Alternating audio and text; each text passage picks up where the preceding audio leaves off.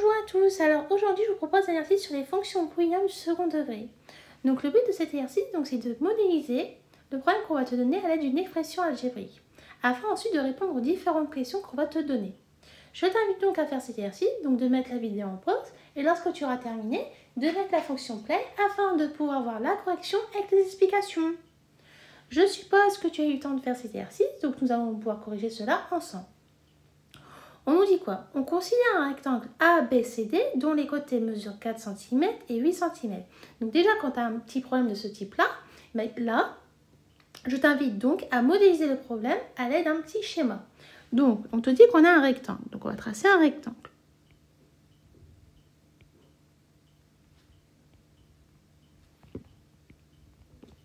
Donc, on a A, B, C, D. On nous dit quoi d'autre? On nous dit que ici, là, on a 4 cm et ici, on a 8 cm. Donc, comme on sait, c'est un rectangle. On va mettre les angles droits et les côtés qui sont égaux. Ensuite, on dit les points M et N sont respectivement sur les côtés AD et DC, tels que DN est égal à 2 fois AM. Donc là, on sait qu'on a un point M qui est ici. Et par exemple, on a un point N qui est ici. D'accord? Sachant qu'on sait aussi que X, ça correspond à la longueur de AM. Donc, on va mettre ici que c'est X. D'accord? La première question qu'on nous demande, c'est quelles sont les valeurs possibles que peut prendre X? Donc déjà, on sait quoi? On sait que AM est égal à X. D'accord? Et tu es aussi d'accord avec moi que notre longueur AM est compris entre 0 et 4. Pourquoi? Parce qu'on sait que la longueur de BC est égale à 4 cm, et donc de même pour la longueur de AD. Donc ça, c'est équivaut à dire quoi? C'est équivaut à dire que notre X est compris entre 0 et 4. On sait aussi quoi? On sait que DN est égal à 2 fois AM, c'est-à-dire qu'il est égal à 2X. Et on sait quoi? On sait que DN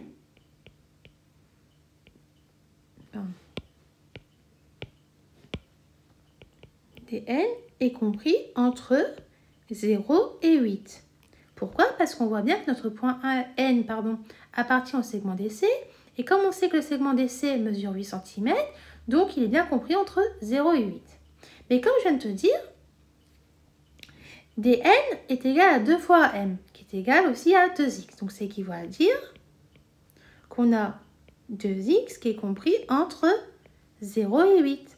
Et ça veut dire aussi que c'est équivaut à dire qu'on a x qui est compris entre 0 et 4.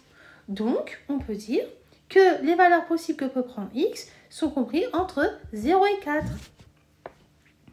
Donc, x appartient à l'intervalle 0,4. D'accord? On va agrandir notre petit bloc pour écrire la suite. Ensuite, la question 2.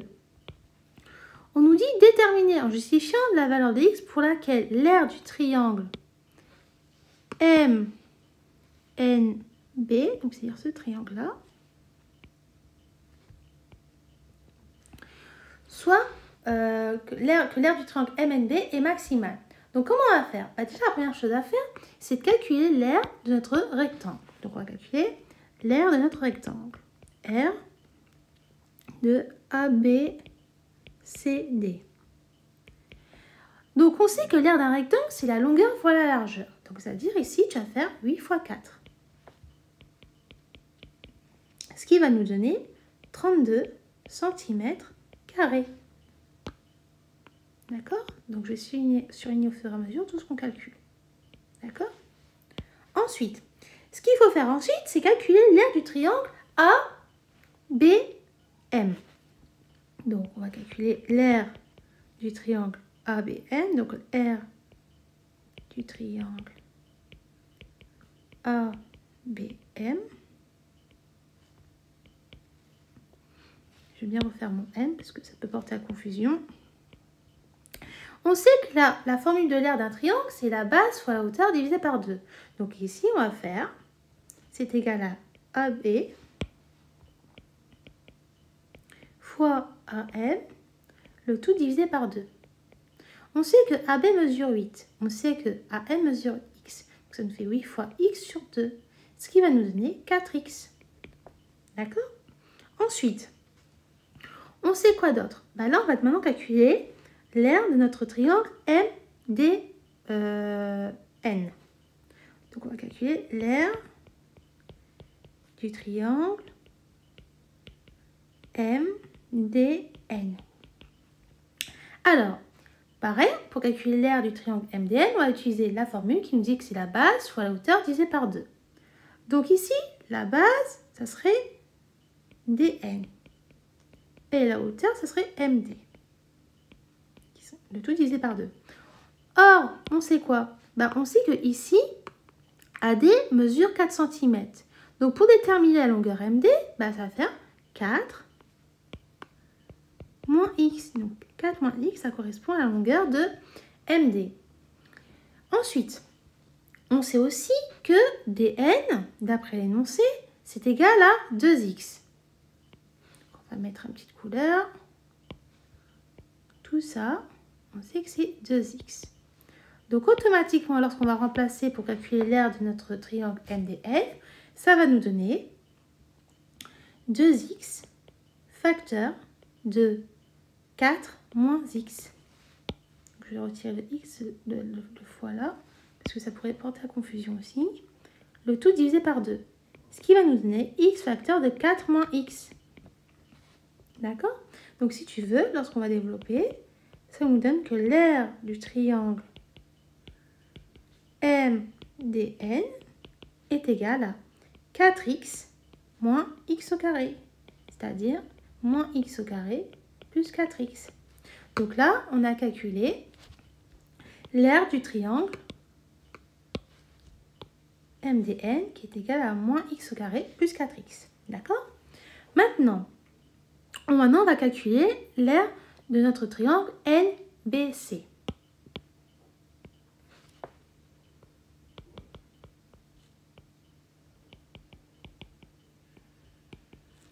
NBC. C'est égal à quoi? Comme tout à l'heure, on fait la base fois la hauteur divisée par 2, c'est-à-dire on va faire NC fois BC, le tout divisé par 2. On sait quoi? On sait que NC, je vais prendre une petite couleur, on va prendre le rouge. NC qui est là, c'est 8 moins 2x. Et donc, bien sûr, BC, on sait que c'est 4. Donc, ça va nous donner 8 moins 2x, le tout multiplié par 4, tout divisé par 2. Ce qui va nous donner 2 facteurs de 8 moins 2x. Donc, bien sûr, l'aire du triangle NBC, c'est égal à 16 moins 4x, qui est égal à moins 4x plus 16. Donc, on va surligner la réponse. Mais nous, on cherche à voir quoi? On cherche à voir l'aire du triangle MNB afin de déterminer son maximum, la valeur de x. Donc, pour déterminer l'aire de notre triangle MBN, on va faire quoi?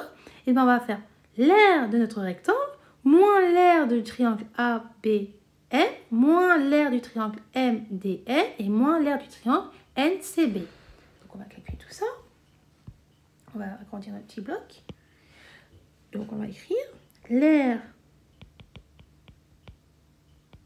du triangle MNP est égale à 32 moins 4x. Je n'ai pas surligné la réponse qui était là. Je vais le surligner. Voilà. Moins 4x moins x au carré. Pardon. Moins x au carré plus 4x moins 4x plus 16. Ce qui va nous donner quoi?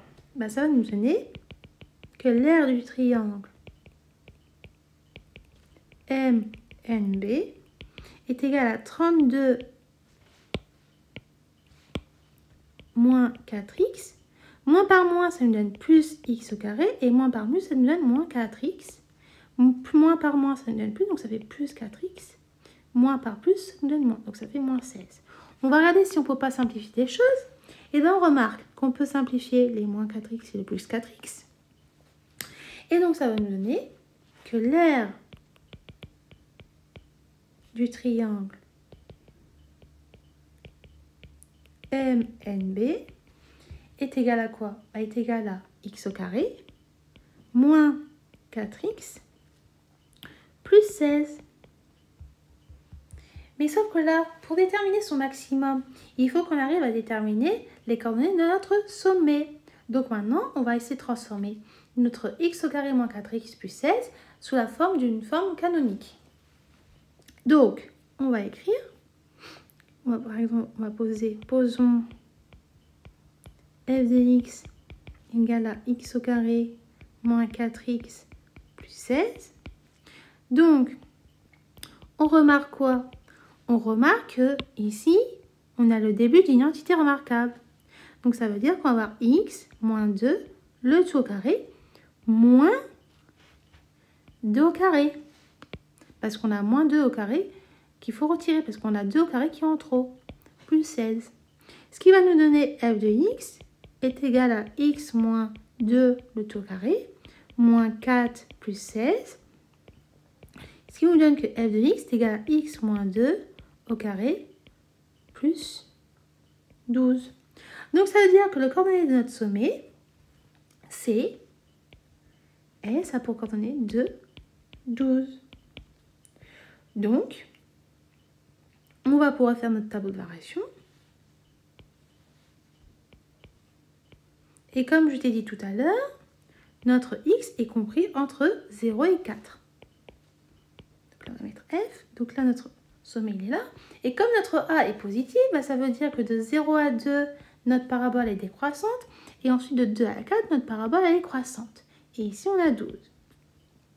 Et bien sûr, si tu cherches à déterminer la valeur ici de f de 0, tu sais que f de 0, c'est 16. Et que f de 4, c'est...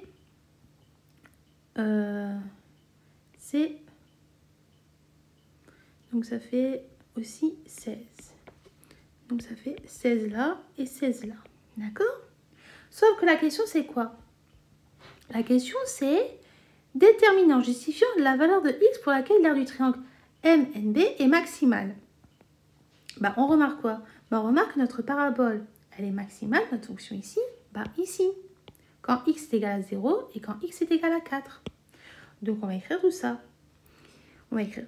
Donc, il y a deux valeurs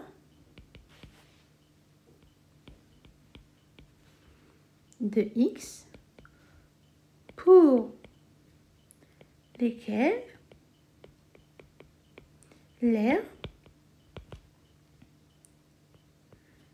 du triangle MNB est maximale. Donc c'est 0 et 4. Voilà. Donc là, il fallait répondre à la question qu'on te posait. Donc comme pour l'habitude, tu vois, on te donne un exercice, logiquement, des fois, tu trouves un maximum ou un minimum. Mais là, il fallait faire attention. On ne te demandait pas de déterminer son minimum. On te demandait de déterminer le maximum. Donc là, on regarde. Lorsque tu vois tout tableau de variation, on voit bien qu'on en a deux.